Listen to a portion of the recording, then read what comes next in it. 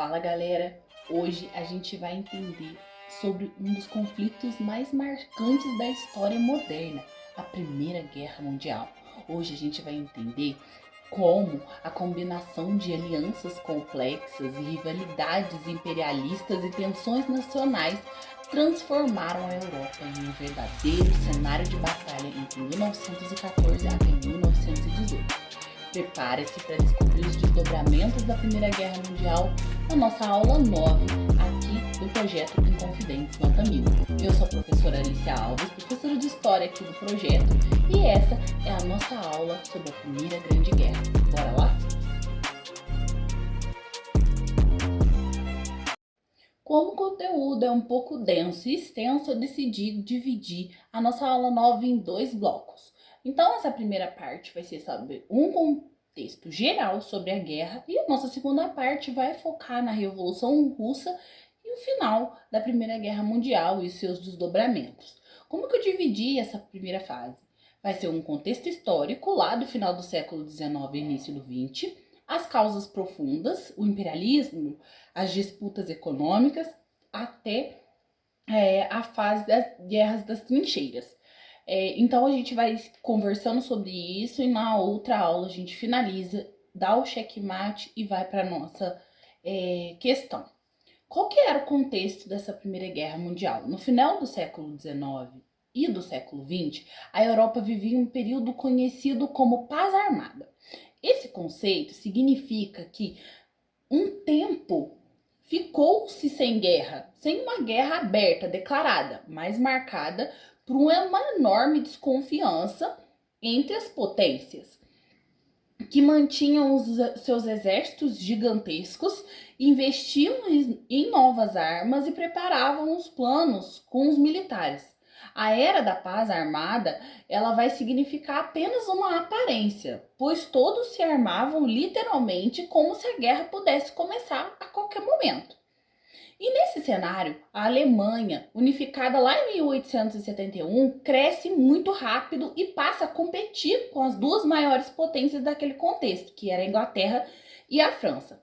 Esse avanço vai se ligar diretamente ao que a gente chama de imperialismo. O imperialismo é aquela política do qual os países europeus buscavam dominar os territórios da África e da Ásia para obter mais matérias-primas, mercados e consumidores, e também alguns prestígios internacionais. Essa disputa imperialista fez com que as potências viessem e vivessem em constante rivalidade, cada um tentando ampliar o seu poderio colonial e impedir o crescimento da outra. Então era um clima de tensão ali sempre, um eterno pisar em ovos. Ao mesmo tempo que se crescia uma ideia de nacionalismo, uma ideologia que defendia a identidade e os interesses da própria nação. Esse sentimento de nacionalismo podia unir povos, como no caso da Itália e da Alemanha no século XIX, mas também podia criar tensões bastante violentas. Em algumas regiões da Europa, as populações e esse foi especificamente o caso dos Balcãs, que é um povo que a gente vai ver um pouquinho mais pra frente, onde os sérvios, os croatas, os bósnios e outros grupos buscavam a liberdade do controle austro-húngaro ou otomano. Então dá-se esse sentimento de nacionalismo que é muito apoiado pela Rússia depois. E assim, qual que era a divisão política? Esse mapa vai trazer pra gente o Império Russo, né? Logo a Alemanha, todos numa divisão de fronteira, a Áustro-Hungria, logo em seguida a Romênia, embaixo vocês vão conseguir ver o Império Otomano, a Bulgária, a Tríplice Entente vai ser formada ali pelo Reino Unido, Grã-Bretanha e Irlanda, o Império Russo e a França, e a aliança logo aqui, ó, pela Bélgica, Alemanha e a Áustro-Hungria. Vocês estão conseguindo visualizar aqui, né? Tem a legenda do mapa também, que é a Tríplice Aliança de 1882, no caso dos aliados, e a Tríplice Entente de 1907. E esse mapa vai ilustrar bem, vocês conseguem visualizar a divisão política em 1914, durante a Primeira Guerra Mundial também. Por que eu tô falando isso? É importante que vocês consigam visualizar que nesse contexto histórico, a região fica marcada pelas guerras balcânicas, que vão de 1912 até 1913. Duram somente um ano. Mas são conflitos em vários países e povos do Sudeste Europeu. Eles vão lutar para conquistar territórios do Império Otomano, que foi esse que a gente viu aqui, que estava enfraquecido. As guerras balcânicas elas vão ampliar o prestígio da Sérvia e aumentar o medo da Áustria-Hungria de perder territórios para os movimentos nacionalistas. E isso tornou a região ainda mais explosiva, que já era explosiva, tanto que ficou conhecida como barril de pólvora europeu. Diante de tantas tensões imperialistas, nacionalistas e militares, né, dessa paz armada, as potências elas criam alianças rígidas para garantir a sua proteção. A Tríplice Aliança, que vai incluir Alemanha, Áustria-Hungria e Itália, enquanto a Tríplice Entente reúne a França, a Inglaterra e a Rússia, essas alianças transformam o continente europeu em um sistema de blocos opostos. Qualquer conflito local tinha o potencial para envolver várias potências ao mesmo tempo. Eles eram um sistema de aliados. Assim, quando o arquiduque, o Francisco Ferdinando, foi assassinado em 28 de junho de 1914, o atentado detona um cenário que já era extremamente tenso. Estoura, por fim, esse barril de pólvora. E a Europa entra em guerra porque as décadas do imperialismo, as décadas de tensões de paz armada, de nacionalismo exacerbado e de rivalidades haviam preparado o terreno para essa explosão. Mas aí, antes desse, como que era também o envolvimento na guerra? A guerra já estava acontecendo, né? Desde o estopim foi a morte do arquiduque, o Francisco Ferdinando. Já que tá ali, a gente tem que entender que tem esse cenário da guerra consolidado. Começou a Primeira Grande Guerra, que foi devastadora na história.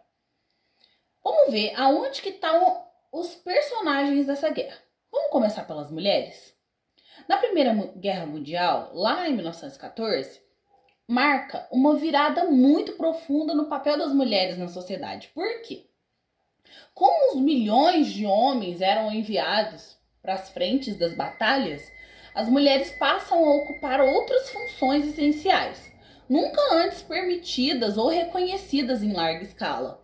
Elas se tornaram pilares da guerra, tanto na retaguarda quanto nos campos de batalha, e ainda que sem reconhecimento formal, como combatentes. O trabalho industrial e econômico, com a falta de mão de obra masculina, o governo e as empresas convocaram as mulheres para substituir e manter o país funcionando. As mulheres trabalhavam em frentes das fábricas de munição e armamento, nas metalúrgicas, siderúrgicas e construção civil, nas ferrovias, nos transportes, nos telégrafos e correios, na agricultura. Elas estavam em várias frentes bem amplas e bastante numerosas. O governo chega a recrutar mulheres para fazer propaganda do alistamento para incentivar que os homens se alistem para participar da guerra. E as funções que antes eram consideradas masculinas passam a ter uma forte presença feminina.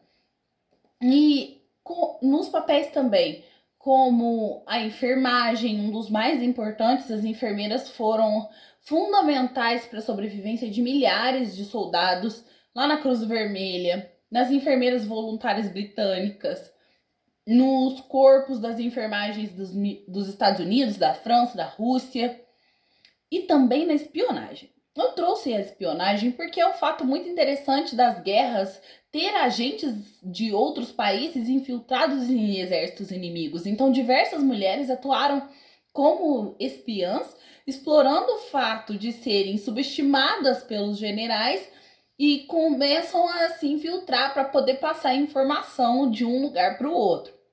A Mata Hari, que é uma bailarina holandesa acusada de espionagem alemã, que é um caso controverso, foi uma das mais famosas. A Louise Também a Edith Cavell, que foi uma enfermeira britânica executada pelos alemães por ajudar os aliados na ocupação. Então, destaca-se a presença feminina durante a guerra também. Sendo assim, nesse cenário, a gente teve uma participação direta das mulheres no combate. Embora proibido em quase todos os exércitos, algumas dessas mulheres lutaram de fato. Na Rússia, a gente teve um batalhão feminino da morte, lá em 1917, criado por Maria Bokereva. Perdão pelos nomes estranhos que vão aparecer nessa aula hoje.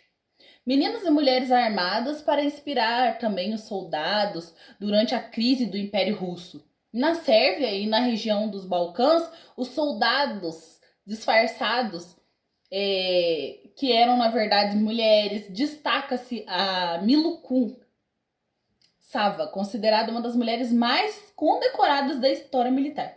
Peço perdão novamente pelo nome totalmente desconfigurado que saiu aqui. Mas enfim, fica aí a apresentação dela. Os impactos sociais e políticos da condição feminina também durante a guerra se consolida no avanço da autonomia das mulheres. O acesso ao trabalho remunerado, embora muito mal remunerado, um domínio tecnológico e mecânico, a presença do espaço público era efetiva, o esforço dessas mulheres na guerra fortaleceu os movimentos das sufragistas lá no pós-1918. Países concederam o direito ao voto às mulheres, como o Reino Unido, em 1918, Alemanha em 19, Estados Unidos em 20 e o Canadá em 22. E a vida cotidiana teve uma redefinição dos papéis familiares, do aumento dos lares chefiados por mulheres, a transformação da moda e nos comportamentos. Então, nota-se que esse cenário da guerra promove uma mudança não só em gênero, número e grau de vidas perdidas, de violência, de massacres e de novos modelos de regime surgindo, mas também no papel social. Enfim, dada-se a linha do tempo da nossa guerra, da Primeira Guerra Mundial, que vai de 1914 a 1918. Ela começa em maio de 1882, quando se forma a Tríplice Aliança, e termina lá em 1920, com o início das atividades da Liga das Nações, que foi criada logo após a Primeira Guerra, e o Tratado de Versalhes, enfim, na Revolução Russa também. Como que a gente tem esse contexto da guerra durante muitos anos? Porque vai acontecer várias e várias coisas que são essenciais. Tem muitas batalhas sangrentas, como a Batalha do Somme, a Batalha do Marne, a Batalha das Trincheiras. Vão ser vários métodos de guerra desenvolvidos ali, acordos secretos, durante esses 4 anos de guerra que a gente tem marcado na história, né? As causas profundas dessa guerra pode se dar por várias. A Primeira Guerra não começou apenas por causa do atentado de Sarajevo lá em 1914, que é o atentado que mata o arquiduque. Esse foi apenas um estopim. A Europa já estava mergulhada há décadas em um conjunto de tensões profundas, disputas econômicas, rivalidades coloniais, nacionalismos explosivos, como a gente já viu aqui. Mas o imperialismo era a grande cabeça por trás dessa guerra. O imperialismo,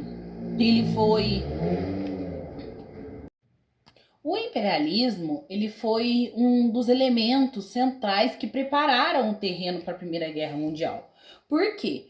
Ele corresponde a um período em que as grandes potências europeias, sobretudo a Inglaterra, a França, a Alemanha, Itália, Rússia e o Império Austro-Húngaro, economicamente, militarmente, estão muito potentes sobre as regiões da África e da Ásia. É como se realmente pegassem o continente africano e o continente da Ásia e partissem ao meio e falassem um pedacinho para você, um pedacinho para mim. Eu fico aqui a partir desta linha imaginária. Basicamente, um tratado de Tordesilhas ali.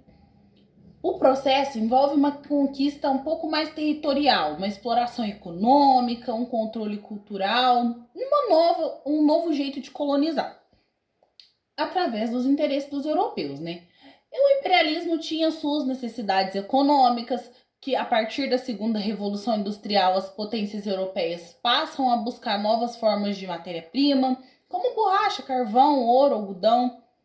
Os novos mercados de consumidores também, já que o capitalismo já estava consolidado como modo de produção, principalmente para os produtos industrializados, os locais para investir também o seu capital excedente, porque estava sobrando dinheiro. Então a Europa precisava do mundo para manter a sua economia de expansão.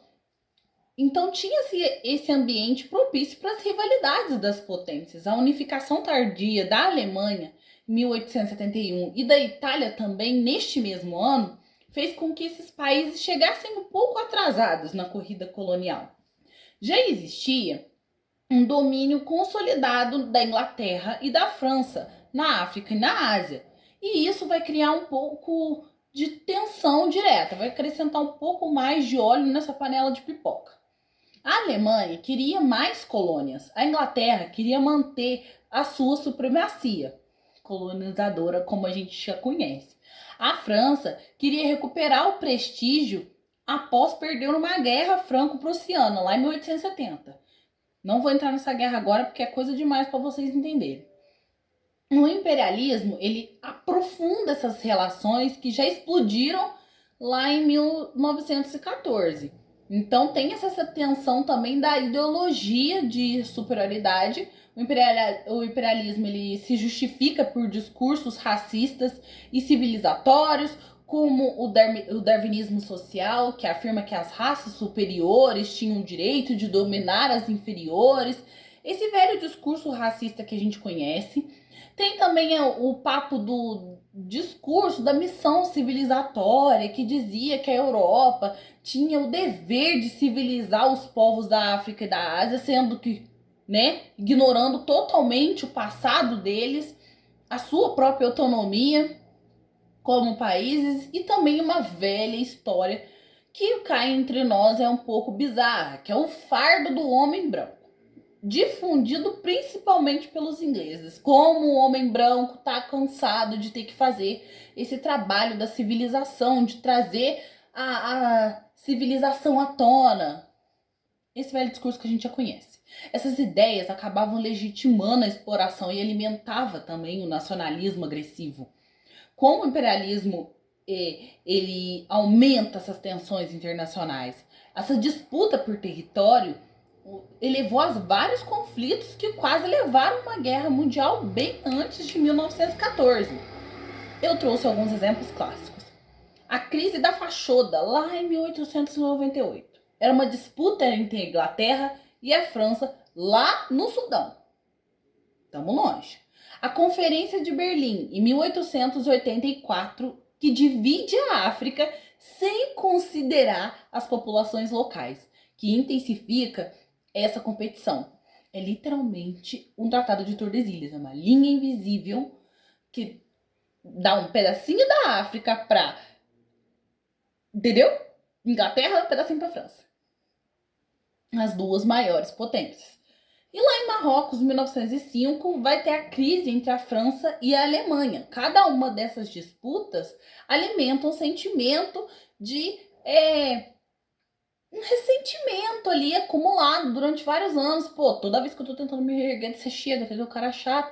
Essa é a verdade do imperialismo. Ele tá tentando dividir continentes sem considerar que eles já existiam antes, entendeu? Sem considerar o passado, visando apenas o lucro pelo lucro.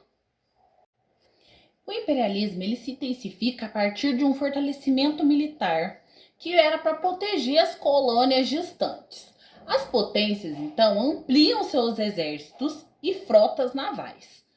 Essa corrida armamentista ela cria um ambiente de constante preparação para um conflito. Lembra do barril de pólvora europeu? Então tinha-se, além disso, as rivalidades econômicas. As colônias forneciam um discurso e também os recursos estratégicos que fortaleciam a economia das metrópoles. Os países com menos colônias se sentiam prejudicados e pressionava por uma redistribuição de poder no mundo. Então eu coloquei aqui um mapa também dos colonizadores da África. O que é? O que isso mostra pra gente? Que tem um pedacinho de cada um na Alemanha. Você pode ver ali no sudeste da Bélgica, que hoje o Congo belga luta pela sua independência também, para se descolonizar novamente. A Espanha, França, Inglaterra, Itália, Portugal e pouquíssimas regiões independentes. Então tem-se a fatia desse bolo para cada potência mundial ali no continente africano. Sem considerar a história deles, né? Isso me deixa um pouco frustrada. Mas, enfim. E também, a gente falou uma palavrinha bastante aqui nesse último bloco de o sentimento de nacionalismo. O que é o nacionalismo? O nacionalismo era uma valorização extrema da própria nação, acompanhado de um desejo de expansão ou de independência. Ele vai assumir duas formas: o nacionalismo expansionista e o nacionalismo separatista. O nacionalismo expansionista está presente principalmente na Alemanha, na França e na Rússia. Incentiva a busca por territórios, o poder e militar e o prestígio internacional. E a Alemanha, recém-unificada, defendia a ideia de tornar-se uma potência global. Guardem a Alemanha, que ela vai aparecer depois, chocando-se com a Inglaterra e a França.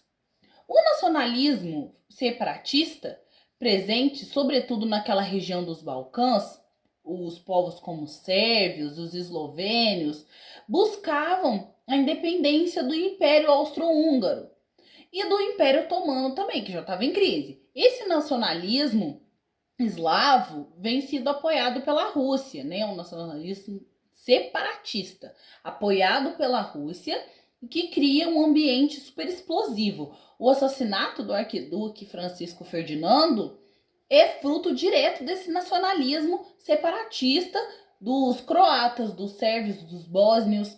O Francisco Ferdinando, em alemão Franz Ferdinand, que foi o herdeiro presuntivo do trono do Império Austro-Húngaro. Ele é assassinado lá em Sarajevo, lá em 1914, e é considerado o estopim da Primeira Guerra Mundial. Mas se justifica a ideia de que vem de um nacionalismo exacerbado. E essa paz armada que estava rondando ali, tal como um espírito de obsessor mesmo. Tava ali rondando essa paz armada, que foi um período entre o final da Guerra Franco-Prussiana, lá em 1871, e no início da Primeira Guerra Mundial, lá em 1914, em que a Europa ela vai viver uma paz apenas de aparência. Lembra que a gente já falou sobre isso? Não teve muitas grandes guerras antes da Primeira Guerra Mundial, mas todas elas se prepararam intensamente para um conflito que poderia acontecer a qualquer momento. Por que ela é chamada assim?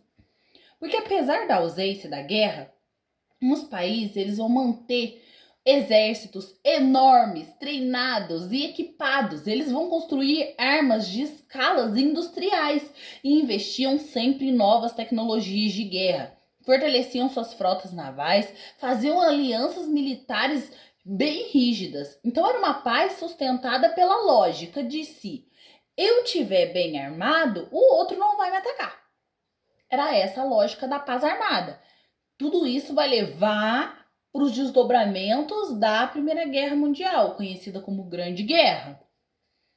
Por que essa paz armada ela era um tanto quanto controversa? Porque tinha-se uma corrida armamentista dentro da paz armada, que a Inglaterra e a Alemanha elas competiam para ver quem era a mais moderna e quem ia ter a maior marinha. Os exércitos europeus cresceram em milhões de soldados. As indústrias bélicas avançaram com metralhadoras, artilharia pesada e explosivos muito potentes. Essa corrida não vai evitar a guerra, mas apenas torna ela ainda mais destrutiva. O sistema das alianças também se encaixa na política da paz armada porque a Europa se divide em grandes blocos militares. Lembra que a gente falou dos dois lados da mesma moeda? A Europa se divide nesses dois blocos, sendo a Tríplice Aliança formada em 1882, Alemanha, Áustria-Hungria e a Itália, e a Tríplice Entente, que se forma em 1907 com a França, a Inglaterra e a Rússia, e logo depois a Rússia sai e os Estados Unidos entra. As alianças, elas meio que tinham um efeito dominó. Se um país fosse atacado, os outros também eram obrigados a ajudar, e isso transformava qualquer conflito em uma guerra hipercontinental. Dentro da paz armada, a gente tinha umas coisas como crises diplomáticas frequentes. Embora não houvesse uma guerra aberta, o período teve conflitos que quase explodiram uma guerra. Lembra da crise do Marrocos que a gente comentou? E também as crises balcânicas, vamos ver já, e as disputas navais entre a Inglaterra para ver quem tinha a maior armada com a Alemanha. Cada crise aprofundava ainda mais a sensação que a guerra estava muito próxima. A crise dos Marrocos foi um dos confrontos mais diplomáticos assim entre a França e a Alemanha pela influência no território dos Marrocos durante a paz armada. As crises balcânicas de 1912 foram um dos conflitos na região dos Balcãs, que a gente viu no mapa, conhecida como barril de pólvora europeu. Envolve disputas territoriais, nacionalismos fortes e aumentam bastante a tensão entre as grandes potências antes da Primeira Guerra Mundial. As crises navais, que a gente já conhece, foram a competição militar entre a Inglaterra e a Alemanha para ver quem tinha a marinha maior, mais moderna. Uma boa e velha disputa de ego. Coloquei aqui um mapa das guerras balcânicas, porque eu queria mostrar para vocês o reino da România, o reino da Bulgária, que está bem aqui do lado, o Império Otomano, o reino da Grécia. Então eram grandes penínsulas, né? O reino da Sérvia, Albânia, Montenegro bem aqui também. A gente consegue ver dentro do período antes da guerra, de 1912 a 13, a gente tem essa delimitação da região Balcã. E é bem interessante porque foi um dos conflitos que aconteceram no sudeste da Europa. E essa região era chamada de barril de pólvora, porque reunia disputas territoriais muito intensas. O nacionalismo lá era muito forte, era um nacionalismo separatista, a gente já falou disso. Porque tinha fortes interesses de grandes impérios, e essas guerras deixaram a Europa extremamente estável. Por que aconteceram? Os Balcãs eram disputados por três grandes forças. Uma era o Império Otomano, que era seu vizinho de território, que ainda controlava grande parte da região. O Império Austro-Húngaro, que queria expandir a sua influência. A Rússia, que apoiava os povos eslavos. Lembra da ideia da separação aqui, ó? Separatistas? Então, a Rússia. E os povos balcânicos queriam a independência e a expansão territorial. E o que gerou uma série de conflitos internos. E quem que lutou na Primeira Guerra Balcânica? A Liga Balcânica, que vai ser formada pela Sérvia, Bulgária, Grécia e a região do Montenegro, que a gente viu no mapa. Enfrentou o Império Otomano, que ainda controlava grande parte do sudeste europeu, que ele estava aqui embaixo, aqui assim, no mapa. Os países dos Balcãs estavam tomados pelo nacionalismo e queriam libertar suas áreas que ainda estavam sob o domínio otomano, expandir os seus territórios, fortalecer também seus estados nacionais, ocupar as regiões estratégicas ali da Macedônia. E o Império Otomano estava enfraquecido e sem forças militares o suficiente, não conseguia controlar os movimentos nacionalistas. O resultado final foi uma vitória da Liga Balcânica. O Império Otomano perde quase todas as suas terras europeias. A Sérvia saiu muito fortalecida, ampliando seu território e sua influência. E esse fortalecimento sérvio alarmou o Império Austro-Húngaro, que também estava ali de vizinho, e temia um avanço do nacionalismo eslavo dentro das suas próprias fronteiras. Era uma galera toda aqui, ó. Um fazia fronteira com o outro. Aumentou a rivalidade entre a Sérvia, a Rússia e a Áustria-Hungria, todas muito pertinho, fronteiriças, né? E teve uma segunda guerra também. Essa galera dos Balcãs gostam de uma guerra. Quem luta é a Bulgária contra a Sérvia e depois a Grécia entra e a Romênia. O motivo é que a Bulgária achou que recebeu menos território do que merecia após a Primeira Guerra e atacou seus antigos aliados. A Bulgária é derrotada e perde parte das suas terras que havia conquistado. A Sérvia sai muito mais fortalecida e expande ainda mais seu território. As guerras balcânicas, elas aumentam muito as tensões na Europa. O fortalecimento da Sérvia deixa o Império Austro-Húngaro bem preocupadinho.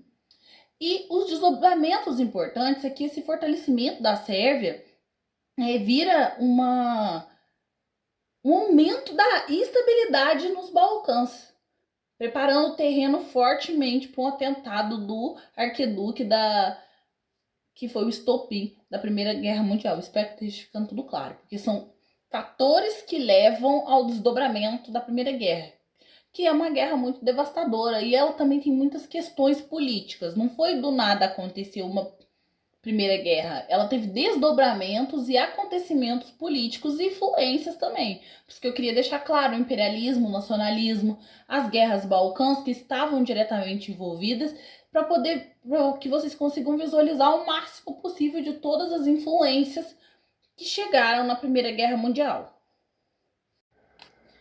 Disputas econômicas antes da Primeira Guerra Mundial também eram um dos motivos para que essa guerra fosse tão destruidora como foi, porque tinha uma corrida industrial. Como uma corrida industrial? Com a Segunda Revolução Industrial, leva-se a uma produção em massa de aço, carvão, armas e alguns outros produtos manufaturados. Países como a Alemanha, a Inglaterra, eles vão competir para dominar os mercados internacionais dos recursos naturais. Lembra da corrida para ver quem dominava o continente africano e a Ásia também? A industrialização, ela acelera ainda mais o imperialismo, porque as potências precisavam de matérias-primas e novos consumidores. Então, aquela busca por colônias, a África, a Ásia e a Oceania se tornam áreas estratégicas para exploração econômica. A França, a Inglaterra, a Alemanha, Bélgica e Itália disputavam esses territórios para obter matéria-prima, tipo borracha, algodão, petróleo e também mercado.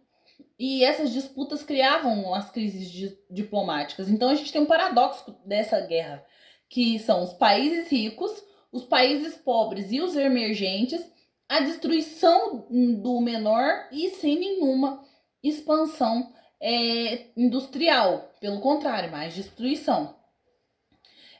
Rivalidade comercial, óbvio que se vai ter em todo lugar e a todo tempo. Só que nesse contexto, os países europeus competiam para dominar o comércio mundial. As tarifas, as zonas de influência econômica e os blocos comerciais aumentavam ainda mais essa tensão. A Alemanha, mais nova como potência industrial, buscava um espaço entre a Inglaterra e a França, que gera um pouco de atrito. Tem-se o financiamento militar, que eram os lucros da indústria e do comércio, financiavam o crescimento dos exércitos. O exército e a marinha, eles eram construídos não apenas para defesa, mas para proteger os interesses econômicos e as colônias, vítimas do imperialismo europeu, e isso contribuiu para uma grande corrida armamentista. Eles vão reforçar ainda mais com essas atitudes de corridas armamentistas, de rivalidade comercial, o imperialismo e o nacionalismo. Vão intensificar as crises internacionais frequentes no Marrocos, nas corridas navais, na Península Balcânica, e aumentam a rivalidade entre as potências, tornando um ambiente europeu que já era tóxico basicamente um Chernobyl, altamente instável. O estopim para todo esse rolê da Primeira Guerra acontecer, diante de todo toda a potência econômica, toda a revolução industrial, todo o imperialismo que culmina nesse atentado de Sarajevo, onde se fala é a gota d'água. Em 28 de junho de 1914, acontece em meio a um contexto de muitas tensões acumuladas. A Europa estava vivendo aquele nacionalismo exacerbado, imperialismo, rivalidades econômicas, uma corrida armamentista assim alarmante. E aí tem-se um atentado do arquiduque. A vítima, o arquiduque Francisco Ferdinando, era o herdeiro do Império Austro-Húngaro. O local, o Sarajevo, era a capital da Bósnia, então ainda parte do Império Otomano. O autor chamava Garilo Príncipe, um jovem nacionalista sérvio ligado ao grupo Mão Negra, que era um grupo de radicais. O motivo era que a Sérvia defendia a independência e a unificação dos povos eslavos do Império Austro-Húngaro, e uma monarquia não fazia mais sentido naquele ideal de independência. Então, os impactos imediatos dessa morte do arquiduque é que o Império Austro-Húngaro se responsabiliza e ataca a Sérvia pelo atentado. E apresentou um ultimato com exigências muito duras, esperando controlar a situação sem uma guerra direta. A Sérvia, que era apoiada pela Rússia, aceita parcialmente alguma das exigências, mas recusa algumas condições consideradas humilhantes, gerando um impasse diplomático. Bom, isso aqui eu também não quero, isso aqui também é demais. Então, diante da recusa da Sérvia, o Império Austro-Húngaro declara guerra à Sérvia em 28 de julho de 1914 e inicia o conflito local.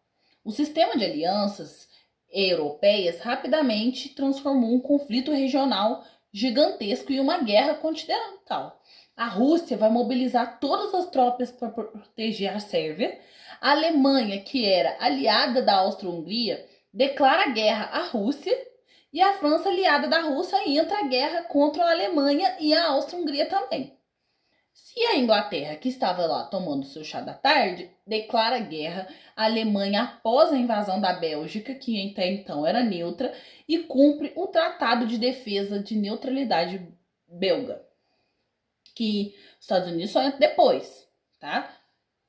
Um ali brigando com o outro, as tríplices que juram se proteger, se protegendo nessa guerra, e começa o combate direto. Então temos aqui Tríplice Aliança: Alemanha, Império Austro-Húngaro, Itália e a Entente: Inglaterra, França e Rússia.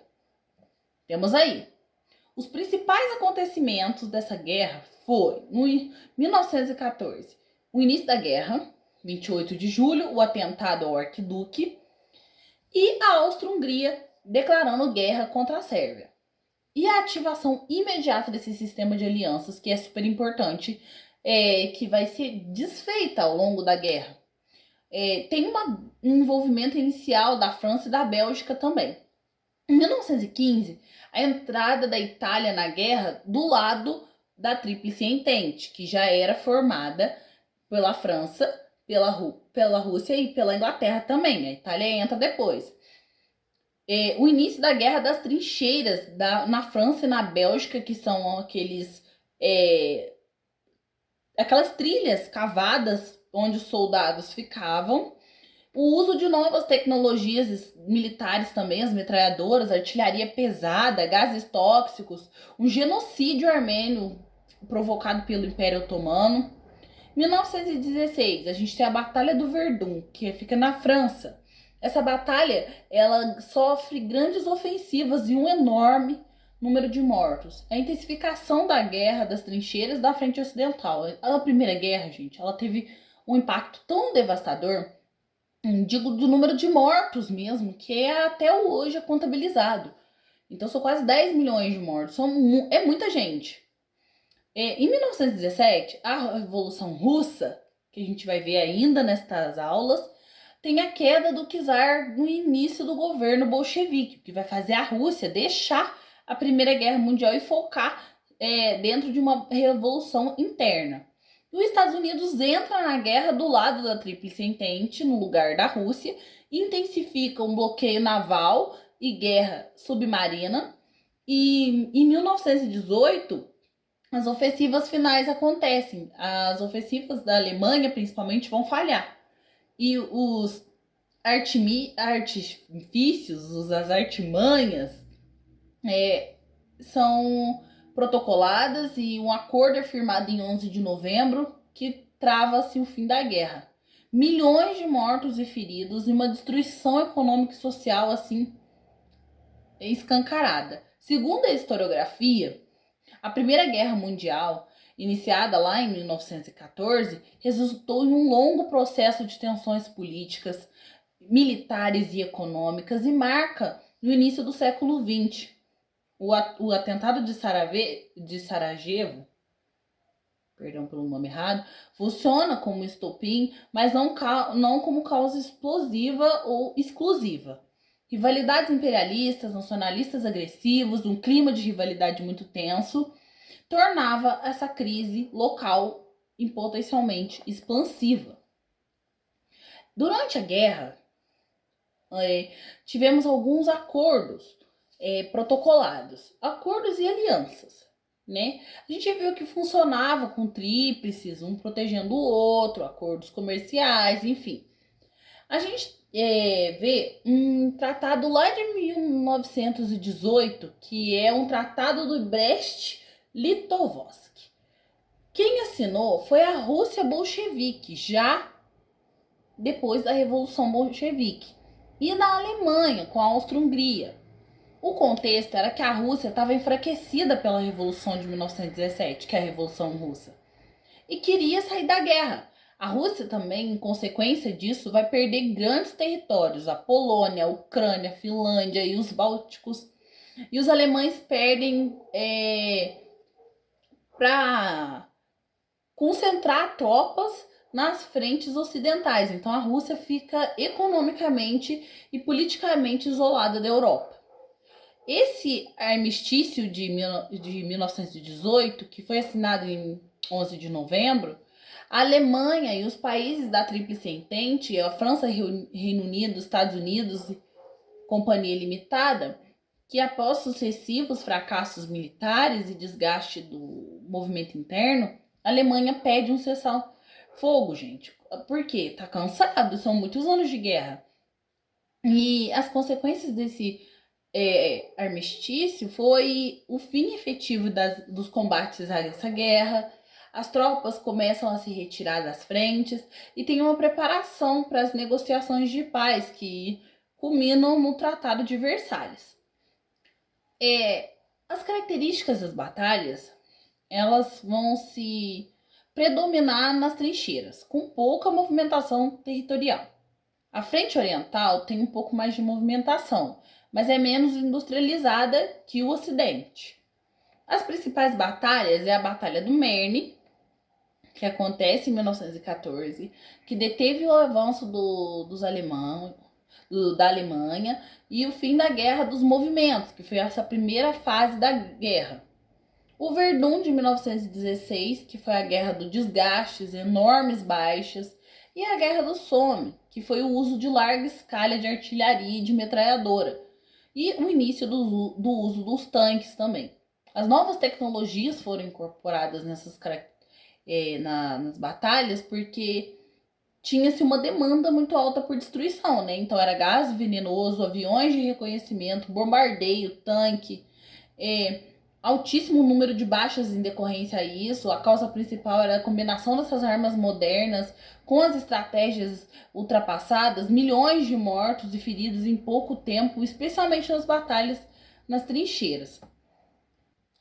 As fases das guerras, que vão ser 3 especificamente, porque se a gente for delongar demais sobre isso, vai ficar uma aula interminável e muito teórica. Já é um assunto um pouco cansativo. A Guerra dos Movimentos é um conceito militar usado principalmente para se referir à fase da Primeira Guerra Mundial, 1914 a 1918, que antecedeu a Guerra das Trincheiras. Eu sempre fiz as datas porque é bom que vocês tenham em mente, 1914 e 1918, a Primeira Grande Guerra. As principais características dessa guerra dos movimentos eram os movimentos rápidos das tropas. Exércitos procuravam romper as linhas inimigas e avançar o máximo possível. O objetivo estratégico era cercar ou derrotar rapidamente o inimigo, buscando uma vitória decisiva. O uso das cavalarias, infantarias e tanques frontais ainda não estava presente plenamente na guerra. E as máquinas, elas ajudam, mas o fracasso vem a longo prazo. Os avanços iniciais dessa guerra de movimentos levam aos impasses, já que o fogo e a artilharia e a metralhadora tornavam os ataques frontais muito mais custosos. O exemplo é a Batalha do Marne, que a gente acabou de falar, onde os exércitos alemães eles avançaram rapidamente em direção a Paris, mas foi detido pelos franceses e pelos britânicos, marcando o fim dessa fase da Primeira Guerra Mundial e o movimento da Guerra de Trincheiras sendo iniciado. A Guerra das Trincheiras foi uma fase que se muda a estratégia da guerra. Isso porque a guerra do movimento demonstra que as táticas da guerra utilizada pelos generais europeus eram bastante obsoletas em relação às novas armas disponíveis. Lembra do investimento à tecnologia? Então, o uso em larga escala dessa artilharia e o uso das metralhadoras como forma de defesa tornam os ataques das cavalarias inúteis e fizeram que os ataques de infantaria resultassem em um grande número de soldados mortos. Guerra tem estratégia. Lembrem-se disso. Guerra tem muita estratégia. Com isso, a saída encontrada pelas forças militares nesse conflito foi entrincheirar os seus soldados para garantir o controle do território, ou seja, fazer grandes túneis de terra. Os alemães foram os primeiros a adotar essa tática e passaram a utilizá-la depois de serem derrotados lá no Marne, lembra? A gente acabou de falar. E as trincheiras eram formadas por uma grande estrutura. Tinha-se o arame farpado, a trincheira da linha de frente, trincheira de suporte, a casa de concreto onde se ficava a metralhadora, os abrigos subterrâneos também e a artilharia de longo alcance. Deixo aqui para vocês verem. Essas trincheiras se estendiam por vários quilômetros, tendo corredores e alojamentos subterrâneos, proteção dos arames, as minas terrestres e a posição para o uso das metralhadoras nessas casas de concreto. O espaço que separava era um pedaço de terra conhecido como terra de ninguém.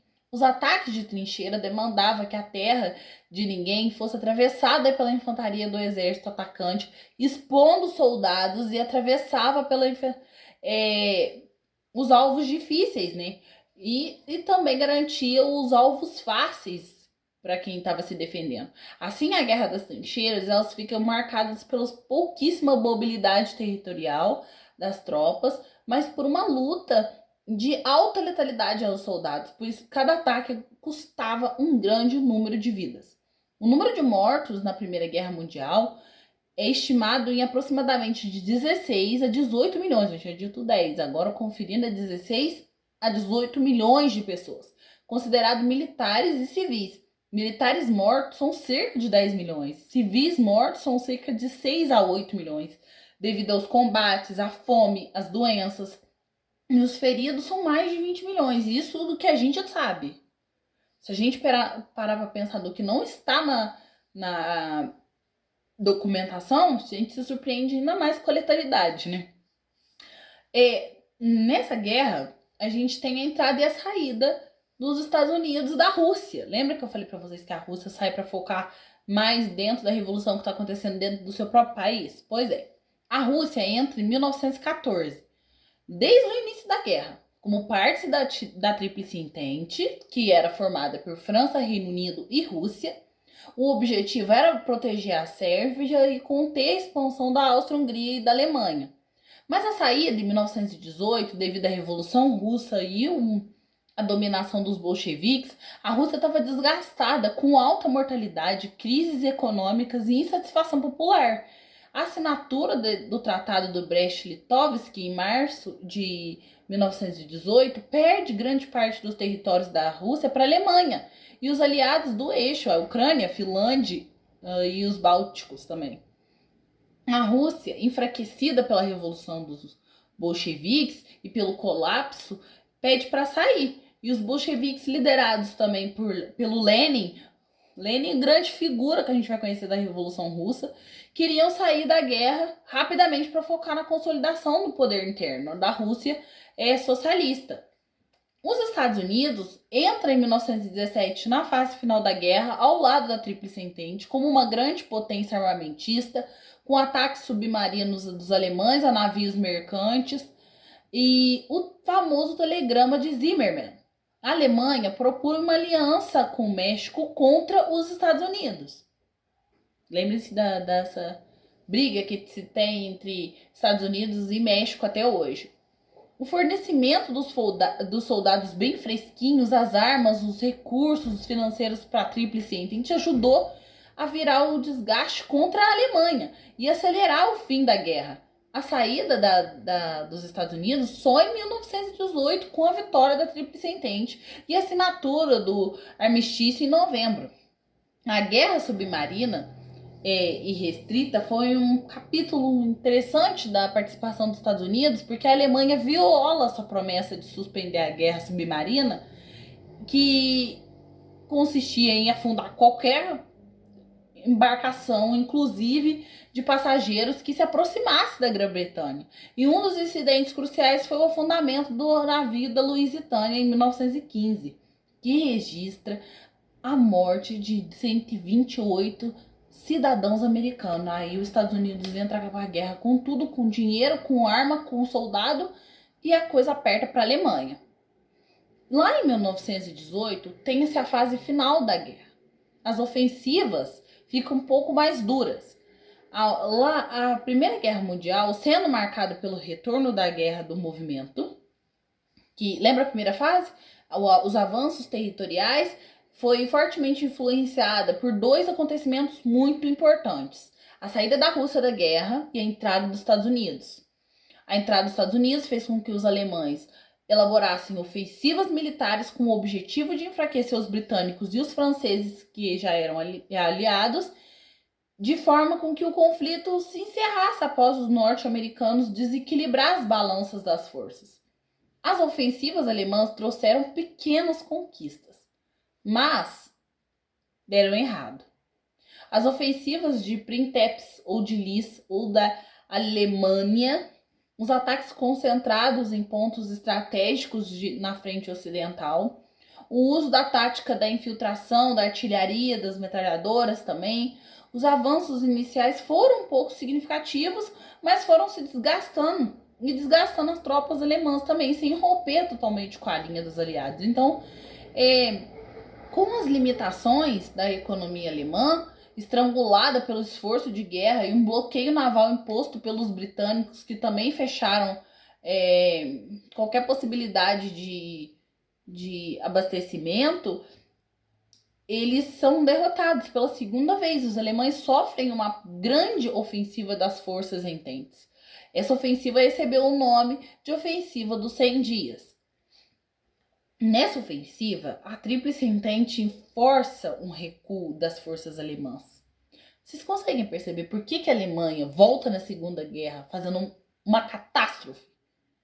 Ela está sendo sucessivamente humilhada. Vocês conseguem ver esse retrato dessa Alemanha humilhada, fazendo com que o território alemão fosse completamente degradado.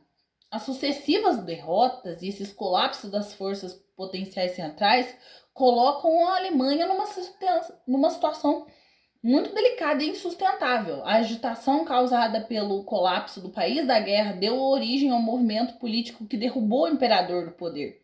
Isso deu início a uma república da Alemanha e marca a derrota do país na guerra. Mesmo com tudo isso, uma guerra acontecendo, o país completamente em caos, tudo desgastado. Há um espírito de independência. Então eles derrubam o imperador. Eu vou explicar no segundo bloco da queda desse imperador. E marca uma república na Alemanha. O desgaste definitivo da Alemanha vem das baixas massivas e do esgotamento de logística também. O fim do impasse das trincheiras, os avanços dos aliados estavam levando à ruptura das linhas alemãs e também com esse desgaste todo, a abertura do armistício de 11 de novembro, esse cessar-fogo que encerra os combates, porque era uma situação insustentável, não se tinha como manter essa guerra, nem financeiramente e nem fisicamente. A Alemanha estava completamente devastada. Por fim, temos esse primeiro bloco da aula de Primeira Guerra Mundial encerrado. É um conteúdo um pouco mais denso e um pouco mais político. Recomendo que vocês assistam Cavalo de Guerra, que é um filme muito legal, alguns documentários sobre a Primeira Guerra Mundial, um pouco mais detalhado, porque eu tô explicando de uma forma um pouco mais política e um pouco mais conteudista, mas é porque essa guerra é bem estratégica, ela tem pontos bem específicos. Então, culmina no que a gente viu no estrago da Segunda Guerra Mundial e também na ascensão dos governos totalitários. A gente se vê no próximo bloco da nossa aula. Até mais!